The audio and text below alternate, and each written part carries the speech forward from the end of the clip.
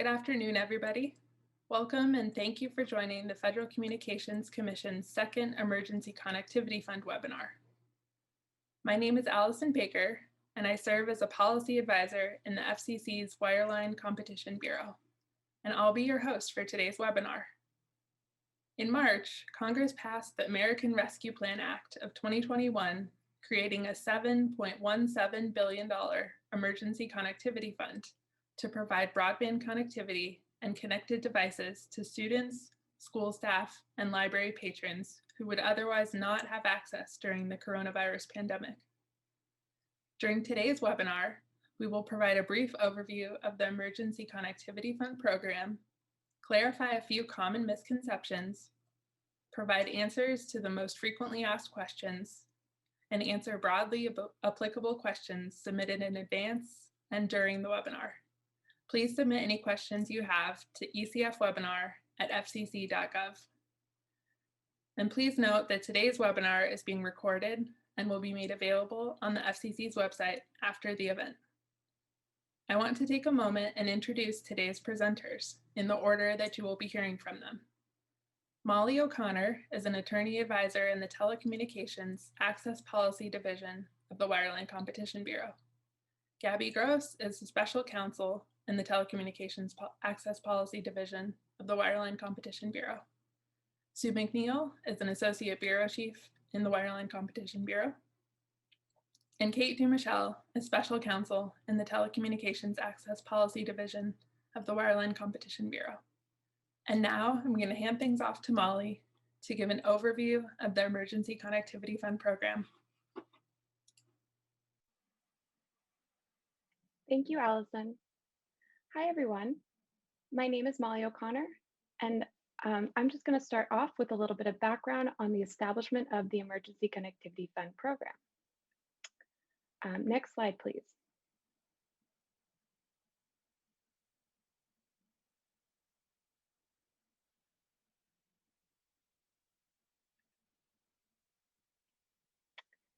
As Allison mentioned, I'm just going to start off with a program overview. Next, we will move on to some common misconceptions, followed by some of the most frequently asked questions, and finally, we will address the submitted questions. Next slide, please.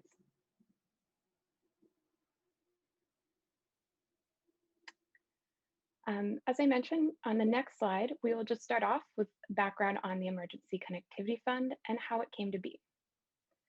As Allison mentioned, the Emergency Connectivity Fund is a $7.17 billion program that was established by Congress as part of the American Rescue Plan Act of 2021. The program helps schools and libraries provide connected devices and broadband connectivity to students, school staff, and library patrons for off-campus use during the coronavirus pandemic. The FCC was directed by Congress to promulgate rules within 60 days of the enactment of the American Rescue Plan Act, which was enacted in March of this year. And on May 10th, the FCC adopted a report and order in which we established rules for the Emergency Connectivity Fund program. In the order, we provide a framework for schools and libraries to purchase eligible equipment and services to address the unmet needs for off-campus use by students, school staff, and library patrons. And in the next handful of slides, I'll provide a high-level overview of the program and how it works. Next slide, please. Starting out with who is eligible to apply for funding from the Emergency Connectivity Fund. Our rules provide that all schools, libraries, and consortia of schools and libraries that are eligible for E-rate services will be eligible to apply for the Emergency Connectivity Fund support. Please note that entities do not need to participate in the E-rate program to participate in the Emergency Connectivity Fund program. The Universal Service Administrative Company, or USAC, who is administering the program, will verify the eligibility of new applicants as part of the application process. For schools, eligibility is based on the definition of elementary and secondary schools established in the Elementary and Secondary Education Act, or ESEA. And under the ESEA, states are the ones that define elementary and secondary schools. Additionally, for-profit schools and schools with an endowment of $50 million or more will not be eligible for Emergency Connectivity Fund support. For libraries, the eligibility of libraries is based on the definition established in the Library Services and Technology Act. And we note that this definition includes tribal libraries, and therefore tribal libraries are eligible for ECF support. Next slide, please. Next, we will go over what is eligible for the Emergency Connectivity Fund. And under the Emergency Connectivity Fund program, eligible equipment includes connected devices, Wi-Fi hotspots, modems, routers, and devices that combine a modem and a router. Connected devices is further defined to include laptop computers and tablet computers. And this includes Chromebooks and iPads. However, desktop computers and smartphones will not be eligible for support. Additionally, air cards are eligible wireless modems.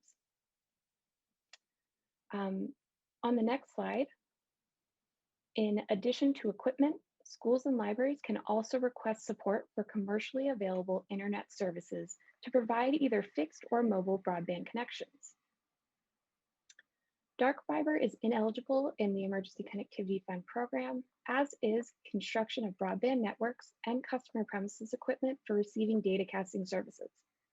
These are generally ineligible. However, there is a limited exception for where there is no commercially available internet service option sufficient to engage in remote learning.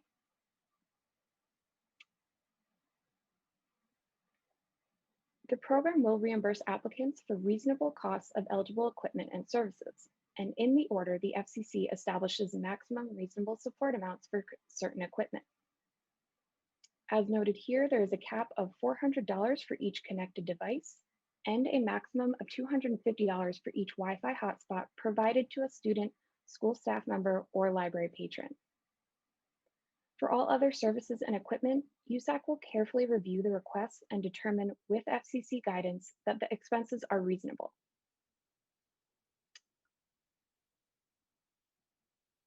Next, we'll move on to a little bit about the application process.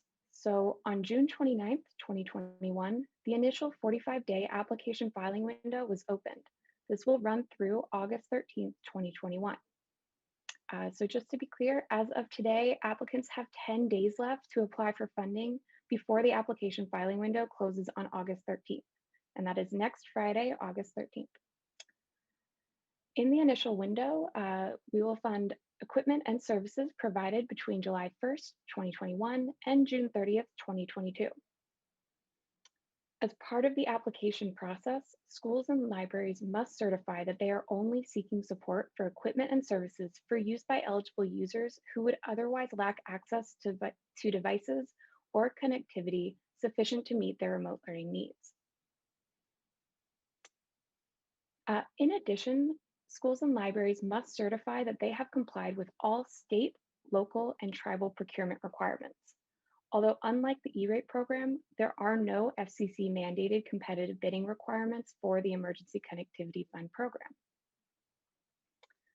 The program leverages the application and invoicing processes and forms used in the E-rate program, and this was done to reduce the burden on participants and to effectively and quickly distribute support through the program to eligible schools and libraries.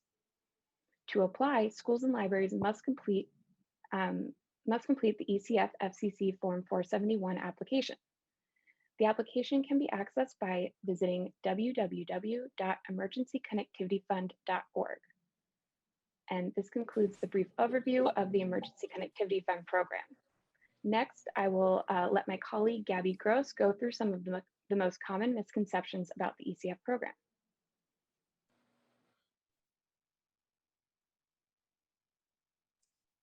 Thank you, Molly, and good afternoon, everyone.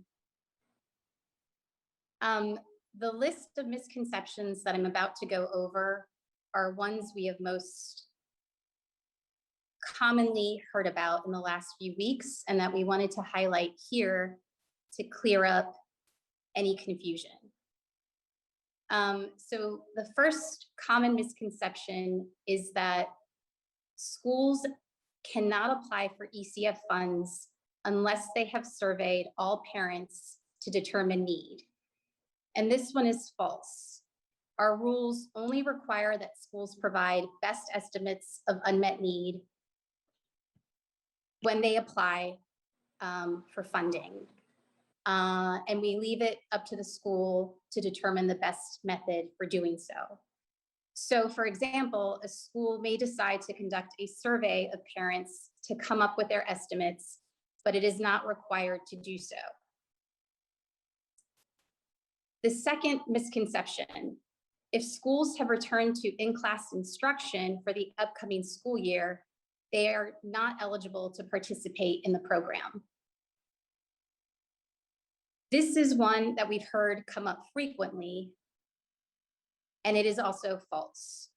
That is, even if schools have returned to in-class instruction, they can still seek ECF support to meet the unmet remote learning needs of their students and school staff while off campus, which can include broadband access for things like homework or lesson planning. Next slide, please. Common misconception number 3, if schools have received ESSER funds or CARES Act funding to buy connected devices or Wi-Fi hotspots, they are not eligible to participate in the ECF program. And for this one, it depends. While ECF rules prohibit schools and libraries from seeking support for equipment and services that have already been paid for through other federal or state funding sources, such as through ESSER or CARES Act funding, they can still seek support for any portion of the costs of the equipment or services that were not covered by other federal or state funding sources. So, for example, a school could seek ECF support for the monthly broadband service costs associated with a Wi-Fi hotspot device that it purchased using other federal or state funding if the service was not included as part of the original purchase of the device. Additionally, applicants may seek support to address ongoing unmet needs that are not covered through other funding sources. Misconception number 4 is if a household receives EBB benefits, it is not eligible to receive devices or service through ECF. And the answer to this one is that it depends. Again, our rules do not allow applicants to receive duplicative support for services that are already reimbursed through other federal or state programs. However, a school could receive ECF support to purchase a connected device for a student if it was needed to support remote learning, even if that household is receiving internet service through the EBB program. Next slide, please. Common misconception number 5 is that libraries are only allowed to lend devices to K through 12 students due to educational purposes requirement. This one is false.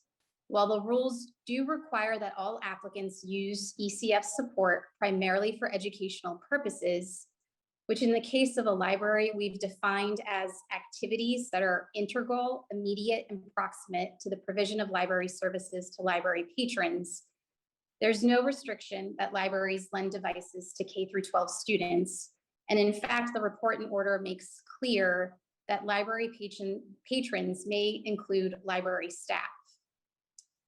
And then finally, the last misconception we've most commonly heard about is that schools and libraries need to conduct competitive bidding like they do in the E-rate program. This one is also false. There is no federal competitive bidding requirement like there is in E-rate. However, schools and libraries that seek ECF support must comply with state, local, and tribal procurement requirements. And with that, that concludes this portion of our presentation, and I will turn it over to Molly to kick off the FAQs. Thank you, Gabby. Next, Gabby and I will be joined by our colleague Sue McNeil, and we will go over a number of the most frequently asked questions about the Emergency Connectivity Fund program, divided by topic. So on the next slide, we will start with going over some of the most frequently asked questions about eligible entities. The first question is, if my school is eligible for E-rate support, is it eligible for the ECF program? The answer here is yes. That was easy. The next question is, do you need to participate in the E-rate program to participate in the ECF program? No, you do not need to be a current E-rate participant in order to be eligible.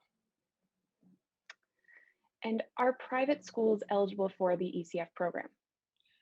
The answer here is yes. Private schools are eligible if they meet 3 criteria. One, that they satisfy the definition of an elementary or secondary school as defined in ESEA. They are nonprofit and they do not have an endowment in excess of 50 million. Great. And how about tribal libraries? Yes, absolutely. Tribal libraries are eligible for support. They can demonstrate their eligibility by providing either documentation from an authorizing tribal government entity that shows that the applicant has the characteristics of a library, or alternatively, a signed letter from a state library agency. Great. Starting on the next slide, please. Do I need a sam.gov, which is the System of Awards Management, sam.gov account if I am an annual E-rate applicant? So the general rule is that a sam.gov registration is needed for all applicants and service providers that are submitting requests for reimbursement and receiving funds from the US government. So that means if you're a service provider that will be invoicing on behalf of an applicant, you need to be registered with sam.gov. If you are an ECF applicant and your service provider will be filing invoices for you, you do not need to register. But I would just let folks know that if you haven't already done so, we encourage you to start the registration process now because it takes several days. Great, thank you, Sue. Next up, we'll address a few frequently asked questions about eligible equipment and services. So the first question is, for the initial application filing window, do the eligible equipment and services need to be purchased and received after July 1st, 2021? So for this one, eligible equipment and services can be ordered before July 1st of this year, but they can't be received, delivered, or paid for before that date. And there's one exception I think we'll get to in a minute for monthly services that were prepaid prior to the adoption of the ECF order. Great. And related to that, for the initial window, are monthly services that were prepaid prior to the adoption of the ECF order eligible, such as when an applicant prepaid for a multi-year contract last year? So applicants can seek reimbursement for services delivered between July 1st of this year and June 30th of next year that were prepaid before the adoption of the order, so long as they can demonstrate that the services were purchased to meet unmet student, school staff, or library patron needs. You can't seek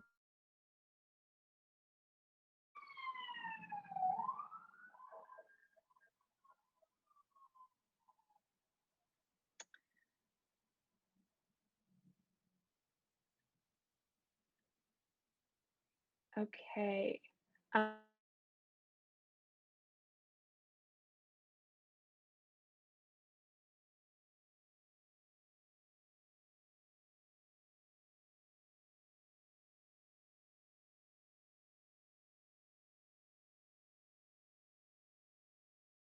Received and delivered between July 1st, 2021 and June 30th, 2022. And paid for. On the next slide, the next question is, can applicants pay upfront and seek support for multi-year contracts in the first application window? I'm back. Sorry about that. Welcome. Applicants can only seek support for monthly cost of services between July 1st of this year and June 30th of next year. Great. The next question is, If a school or library bought Wi-Fi hotspots last year, can they request ECF support for the monthly service costs? So yeah, absolutely. You can seek support for the monthly service costs for services that are delivered in the eligible window, which again is July 1st of this year to June 30th of next year. Okay, great. On the next slide, this is a popular question. Can applicants lease connected devices? And the answer here is yes, they absolutely may be leased, but USAC will be looking at the cost based on a reasonableness standard and, roughly compared to the $400 limit for purchasing a device. Awesome. Okay, and who will own equipment purchased with ECF support? So schools and libraries as the applicant will own the equipment purchased through ECF support. And can ECF funding be used for a license to use a connected device?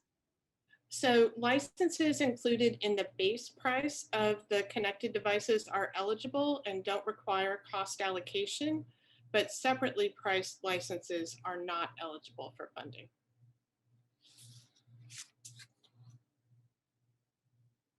Okay, next slide, please. Okay, for the exception, where there is no commercially available internet access service option, what must an applicant do to seek support for construction of broadband networks? All right, so as this slide shows, there are definitely 4 things that need to be shown. So the first is clear evidence demonstrating how an applicant determined that an existing broadband network was either not available or insufficient, and that includes by seeking service from any existing providers. Secondly, they need to define the geographic area that will be served and assess the estimated numbers of student, school staff, and library patrons that will be served. Third, they need to certify that they sought service and the providers were unable or unwilling to provide sufficient service to meet the remote learning needs. And then finally, they need to be able to show that construction is completed and services are provided within 1 year of the funding commitment decision. Great, thank you. Next slide, please. Okay, this is related to one of the misconceptions that Gabby discussed earlier.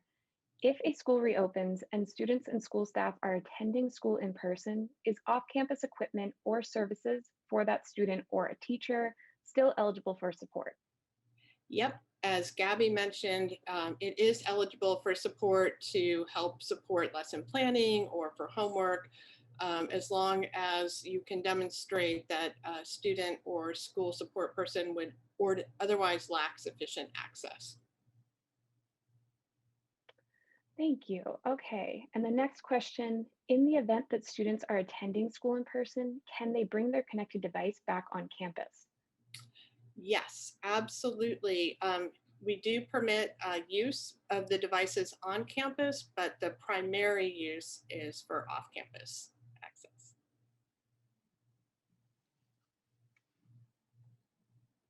All right, the next question is, can schools use ECF support for internet service on buses that transport students to and from school? And the answer there is yes, absolutely. Schools can use support to provide internet service on buses, either that are in transit or parked. And if a school district provides a personal Wi-Fi hotspot and broadband service to a percentage of unserved students for use at home, and if the school district also applies for Wi-Fi hotspots on school buses, would this be considered to be a duplicative service? No, we don't consider that to be a duplicative service. As long as a school is able to certify that they're serving an unmet need when their application is filed, you can obtain support both for a hotspot and service at home, as well as a hotspot for use on a bus. Great. And on the next slide, we will ask a few questions about eligible uses. So which school staff are eligible to receive equipment and services eligible for ECF support? So school staff that provide educational services to students are eligible. So that would include teachers as well as paraprofessionals that work with students in the classroom, which would include the virtual classroom.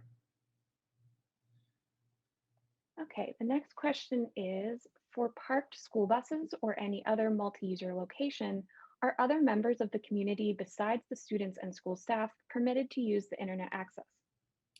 And the answer here is no. Other members of the community are not permitted to use the students. Our rules provide that they must be used primarily for educational purposes, and so therefore is limited to intended users. Okay, and last eligible uses question is, can schools request ECF support for a small number of replacement devices that may be needed during the school year? And the answer here is no. Our rules do not allow schools to submit a request for spares or replacement devices. It's limited to one connected device per student. Great, thank you. On the next slide, we'll start talking about the reasonable support amounts. The first question is, can a school or library purchase connected devices that cost more than the reasonable support amount of $400?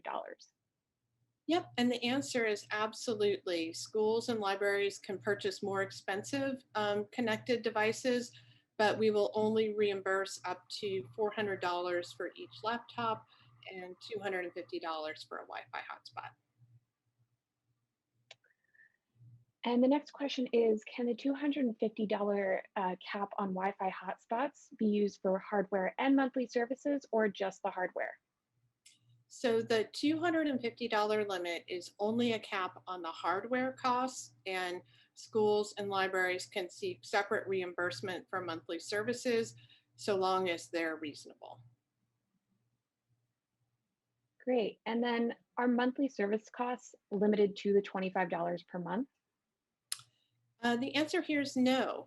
We said in the order that services would generally be in the range of $10 to $25, but we didn't set a maximum support amount in the way we did for connected devices and Wi-Fi hotspots. We'll be looking again at the cost through a reasonableness lens. Thank you. And on the next slide, can a tablet or laptop that can serve as both a connected device and a Wi-Fi hotspot collect both $400 and $250 per device? Yeah, the answer here is no. It's subject just to the 400 cap. Okay, and in the case of Wi-Fi hotspots designed for many users, such as on a bus, is that limited to $250? No, the $250 cap is a limit on the hardware cost for a Wi-Fi hotspot provided to support an individual user. So there would be a higher amount that would be permitted if it was designed for multi-users, but we'd be looking at it again through a reasonableness lens. Okay, and now moving on to a number of questions regarding unmet needs. So the first question is, how should applicants determine their unmet needs? And the answer here is that we haven't prescribed a way specifically for applicants to estimate their needs. For schools, we've asked that applicants provide their best estimates about the number of students, school staff that do not have adequate access to connected devices, broadband connections, or both when the pandemic began, the number that currently do not have adequate access, and how the support will be expected to change those numbers once support is received. And we haven't dictated any specific data collection requirements, as has been indicated earlier. Schools just need to provide a description of how and when they collected the estimates in response on their application. And we don't have any similar data collection requirement for libraries. Both schools and libraries do need to certify that they're only seeking support for eligible services and devices for those that are eligible and would otherwise lack sufficient access. Thank you, Sue. The next question is, what will school applicants need related to unmet needs at the different stages? So like the application stage, invoicing stage, or audit stage of the ECF program process. So at the application stage, schools just need best estimates of their unmet need. And as Sue just mentioned, they can use whatever method they deem appropriate for estimating unmet need, and are not required to provide any documentation to support those estimates when they submit their application. At the invoicing stage, schools should only request reimbursement for eligible equipment and services provided to students or staff with unmet need. So, for example, if a school requested funding to support the broadband services at the home of 100 students, based on an estimate of those that lack services, but it determines during the school year that only 90 students have unmet need, the school should only seek reimbursement for the services provided to those 90 students. Schools may also be asked to provide documentation to support the actual costs of assigned equipment and/or services after the funds have been committed. And as a reminder, we require all applicants to maintain documentation supporting their compliance with the program's rules. Great, thank you, Gabby. On the next slide, similarly, what will library applicants need related to unmet need at the different stages of the ECF program process? So unlike school applicants, library applicants are not required to provide best estimates of unmet need on their ECF application forms when they apply for funding. However, like schools, libraries are required to certify that they are only seeking support to address unmet need and to ensure libraries are providing eligible equipment and services to patrons with unmet needs. Our rules also require libraries to, on a going forward basis, provide patrons with a copy of an eligible use policy, which explains that the equipment or service is intended for library patrons with unmet needs, and patrons must sign and return a statement saying they would otherwise lack access. And just like schools, documentation supporting these certifications statements may be requested to show compliance with the rules, and applicants should maintain all documentation to demonstrate their compliance with those rules. Great. And on the next slide, the first question is, do schools need to identify the names of specific students who lack access to a connected device or broadband connectivity on the application? No, again, all that's required at the application stage for schools are best estimates of the number of students who did not have access to adequate connected devices, broadband connections, or both when the pandemic began, as well as the number of students who do not currently have access. No personally identifiable information, such as the names of students, should be provided to USAC during the application process. And what does it mean for a household to lack access to broadband? For example, what if the school paid for a student's broadband service using other sources of funding, including federal funding last year? So the commission has provided discretion to schools to determine whether their students or school staff do not have access to adequate broadband connections. All that's required for applicants is that they certify on their applications that they're only seeking support for eligible equipment and/or services provided to students, school staff, and library patrons who would otherwise lack broadband services or devices sufficient to engage in remote learning.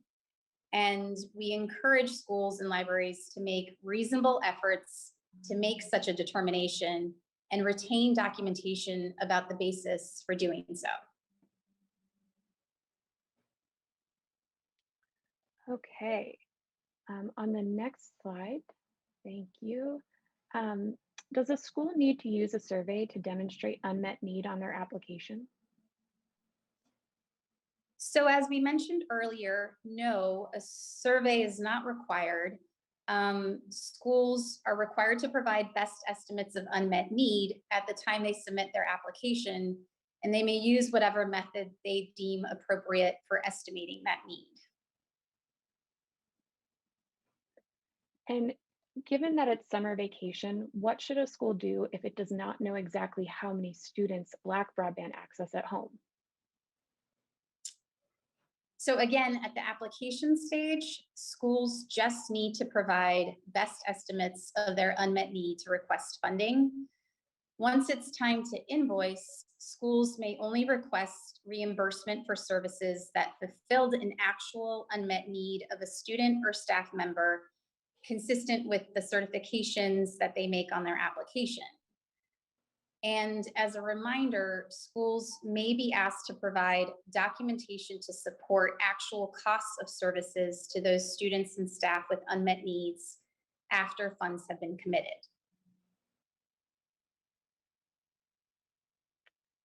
Okay, the next question is, if a district-owned connected device was assigned to a student, but the device is no longer sufficient to engage in remote learning, can the district request ECF support for a new connected device? And the answer to this one is yes. If a device is no longer sufficient to engage in remote learning, ECF support can be used to provide a new device. And as a reminder, applicants must certify that they are only seeking support for equipment and/or services to students or staff that otherwise lack a connected device or a broadband connection sufficient to engage in remote learning. Okay, and can an applicant request funding for connected devices or Wi-Fi hotspots for all of its students as part of a one-to-one device initiative? No, this is not permitted under ECF rules. Again, applicants must certify as part of their funding application that they're only seeking support for eligible equipment and/or services provided to students and school staff who would otherwise lack access to devices or broadband services sufficient to engage in remote learning. Okay, moving on to a few questions about the application process. The first one is, do applicants need to have contracts in advance of submitting an application? So no, this isn't required in advance of submitting the application. However, applicants still must comply with state, local, or tribal procurement laws or regulations. And in addition, to the extent an applicant has not yet placed an order for eligible equipment or services prior to filing an application, we recently made clear in a public notice, DA 21881, that placing an order isn't required prior to submitting the application form. Great. Next question is, can applicants change their service providers after they file their applications? Yes, this is allowed under our rules, just as it is in the E-rate program. And similarly, can they change the make or model of their equipment after they file their applications? And the answer to this one, again, is yes. You can make service and equipment substitutions after getting a funding commitment, just as an E-rate. And will applicants be required to upload proof of ordering or a vendor quote with the FCC Form 471 application? Again, no documentation is not required for the application, but applicants have the option to upload a contract or proof of order if they choose to do so. Thank you. The next question is, do schools and libraries need to keep documentation of the specific students, school staff, or library patrons who receive the supported service or equipment? So our rules do require applicants to document the students, school staff, and library patrons that are served at each location. And that information must be retained for at least 10 years from the last date of service or delivery of equipment. To the extent that FCC or USAC staff might need to access that information, we would request and safeguard the information in accordance with all applicable privacy laws and guidance, including using de-identified and anonymized information whenever possible.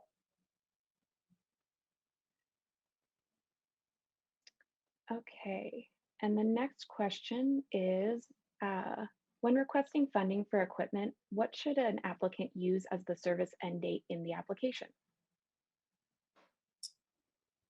For equipment or other non-recurring services that have not been received when you submit your application, you may use June 30th, 2022 as the service end date.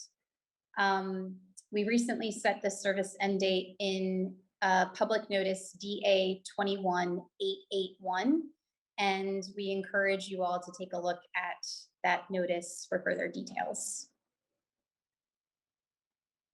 Okay, and will USAC wait to approve applications until after the application filing window closes? Yes. In order to assess the demand for ECF funds, USAC will have to wait until the close of the application filing window before it can issue funding commitment decision notifications, just as they do in the E-rate program. Okay, and moving on to a few frequently asked questions about the invoicing process. The first question is, does an applicant using SPI or SPI invoicing need to register with SAM.gov? And the answer to this one is no. Applicants whose service providers will be filing invoices on their behalf using the SPI invoicing method do not need to register with SAM.gov. The next question is, can applicants prepay for a year of services and then seek reimbursement as soon as they have a funding commitment? So no, this is not allowed under our rules. Applicants cannot invoice for services that have not yet been received. And can a school or library apply for reimbursement before paying the service provider? This is allowed under our rules. If the applicant has entered into a contractual arrangement or is otherwise legally obligated to purchase eligible equipment and services from the service provider, and if the applicant pays their service provider within 30 days after receipt of funds, note too that the applicant will be required to certify compliance and provide verification of that payment to the service provider.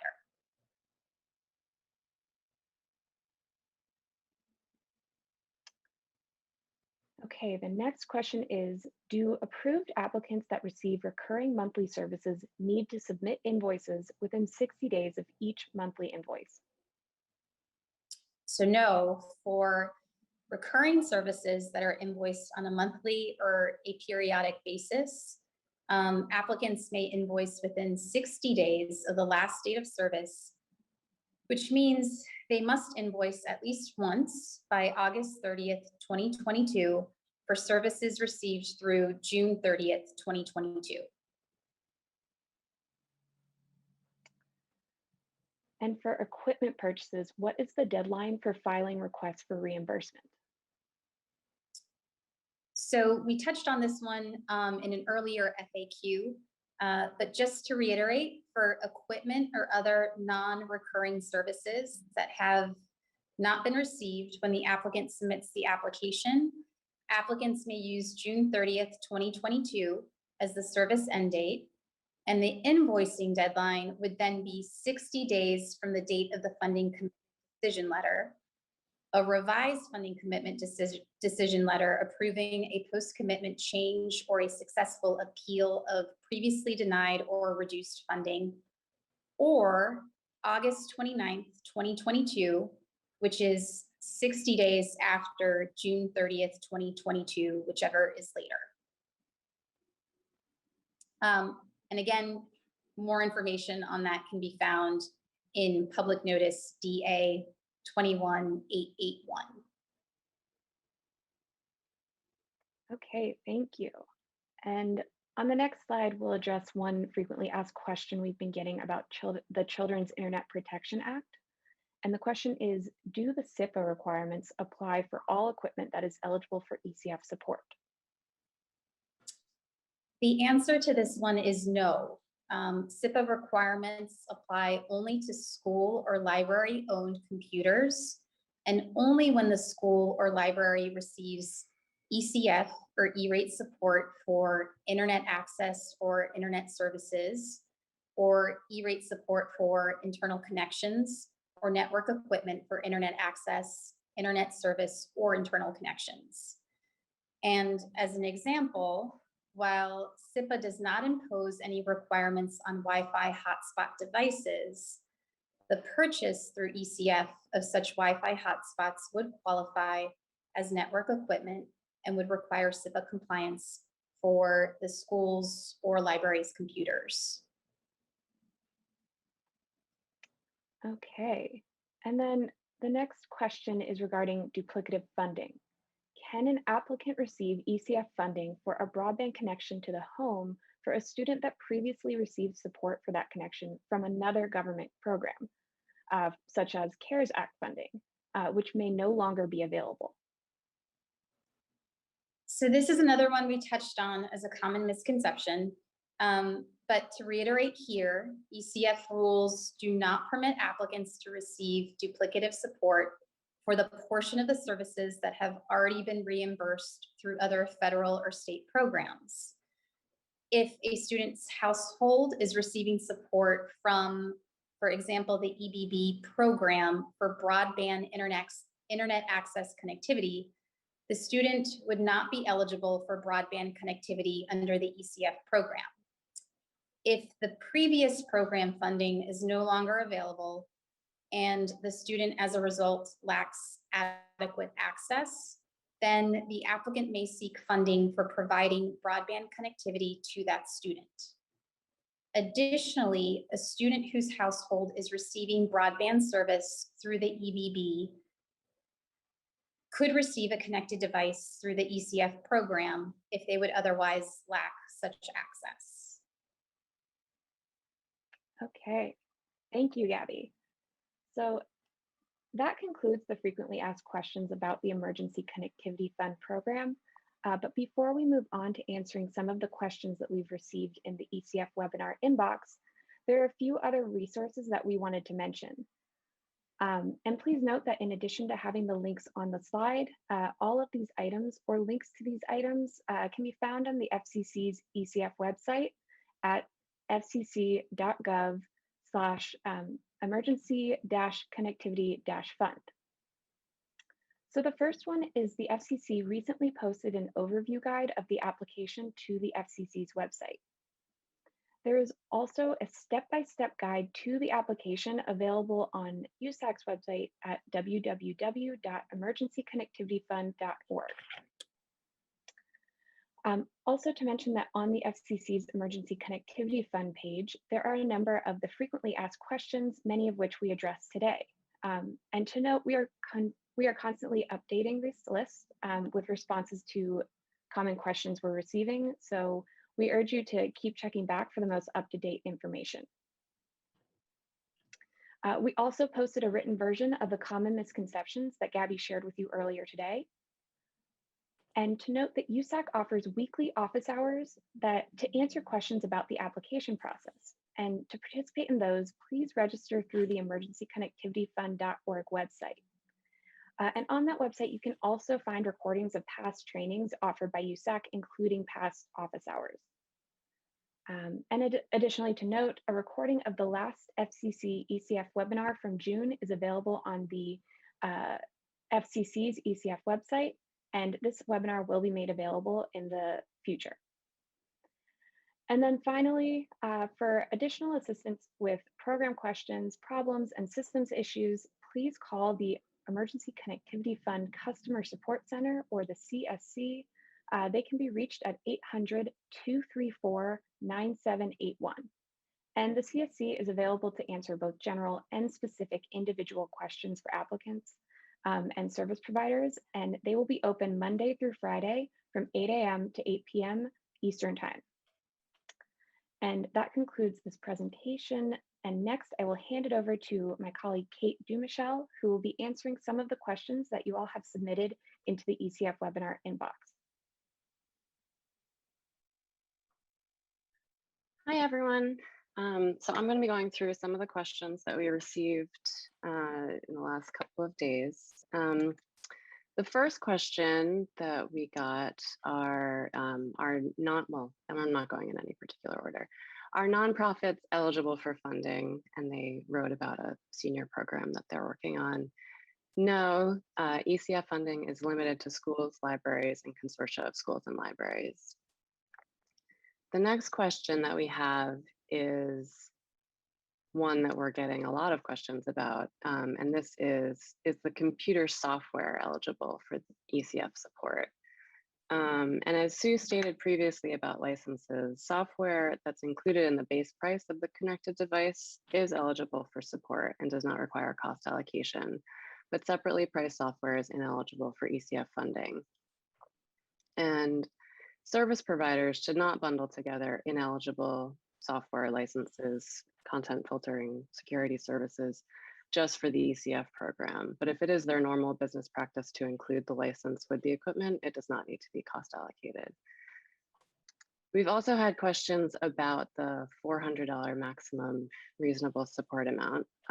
This question is, does the $400 maximum amount for connected devices include taxes or other charges? And the answer there is yes, the $400 limit for connected devices includes the miscellaneous costs associated with that device. So installation, configuration, taxes.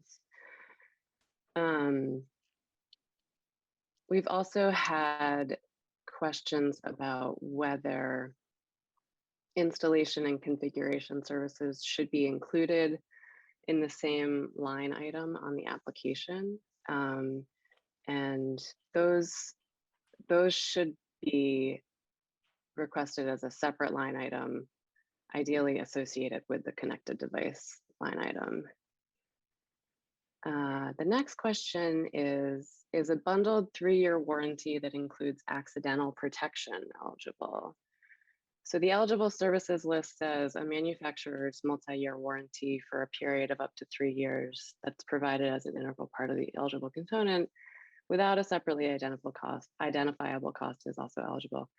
Accidental device protection, which I believe is sort of the insurance type warranty, are ineligible for ECF support.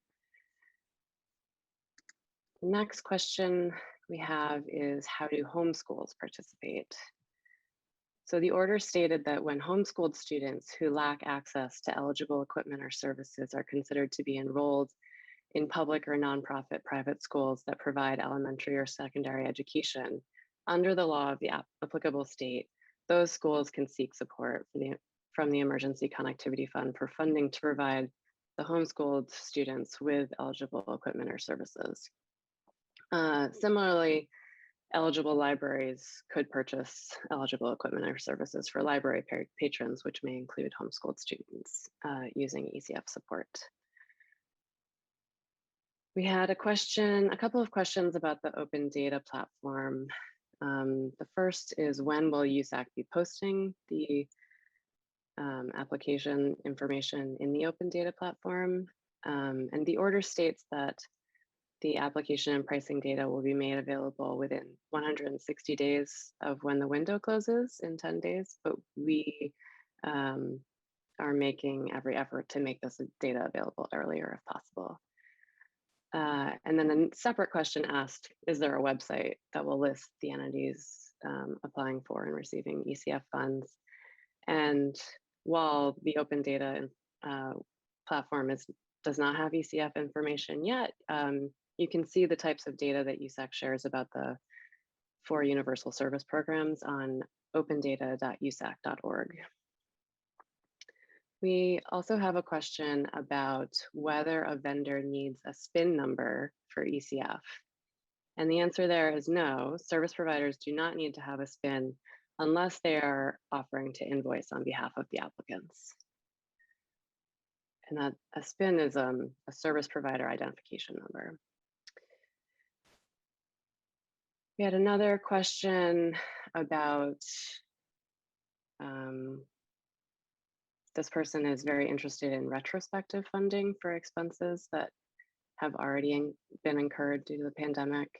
And will there be information about when or if an entity may apply for such funding? So the current application filing window is only for prospective funding, purchases made between July 1st, 2021 and June 30th, 2022. If there are remaining funds after this initial window, we will open a second application window for retrospective funding. However, in the event that demand for prospective support in the first window appears to be far short of meeting current needs, the Commission may consider opening a second prospective window before opening a window for retrospective funding. But the Commission will certainly be doing outreach regarding any additional filing windows. The next question is about financed laptops. They say our school purchased laptop computers last year. They were financed to be paid over 3 years. Since we are continuing to pay for them this school year, do they qualify for this program?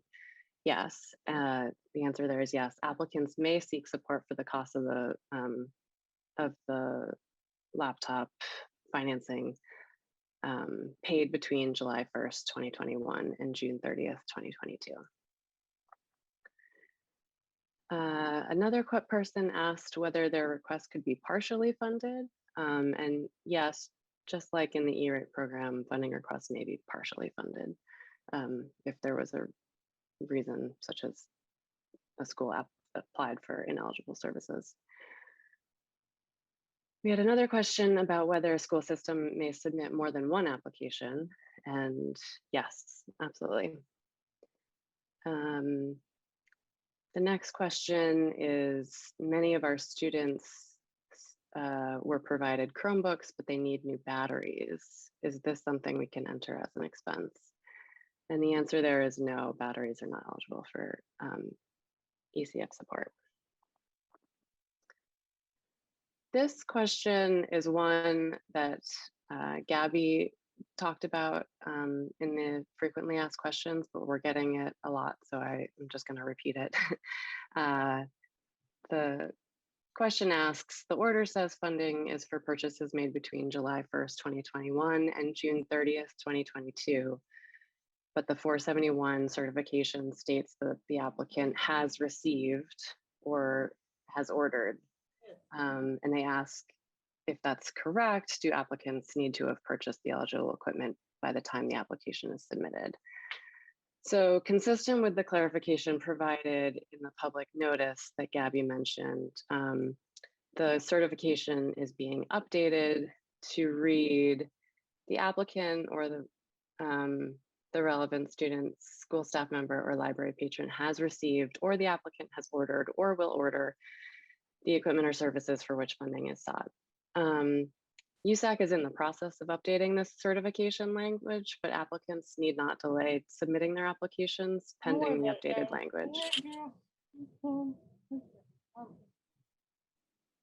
They should just make a note in the FRN narrative that no order has been placed, but will be consistent with the provisions discussed in the public notice that was issued on July 22nd. And then we got a question that says, it appears school staff are eligible. Would library staff also be eligible? Library staff were not included in the American Rescue Plan's language, but to the extent that they are library patrons, they are eligible. I'm glancing quickly to see if I have any other questions that we can answer quickly. I don't see any more questions. So Allison, will you wrap us up? Absolutely. Thank you so much, Kate.